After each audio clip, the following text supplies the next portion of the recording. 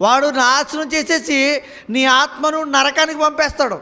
వాడికి వచ్చే లాభం ఏంటంటే వాడితో పాటు అనేక మంది ఉండాలి. అందరూ బాగుపడటం ఇష్టం లేదు.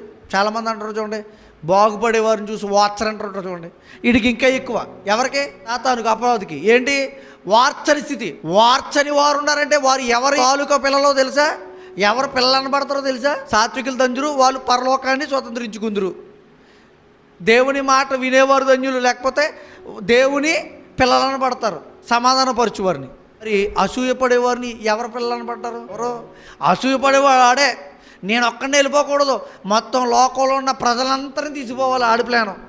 దేవుడు అంటున్నాడు, మిమ్మల్ని నాకు విధేయులుగా మీరు బ్రతికారనుకో, మీ విరోధి సాతాను ఉన్నాడు చూడండి, వాడిని త్రొక్కుతాను, అనగదొక్కేస్తాను. అనగదొక్కడం అంటే త్రొక్కడం వేరు, అనగదొక్కడం వేరు. అనగదొక్కడం అంటే లేవలేని స్థితిలోనికి పడవేయటం.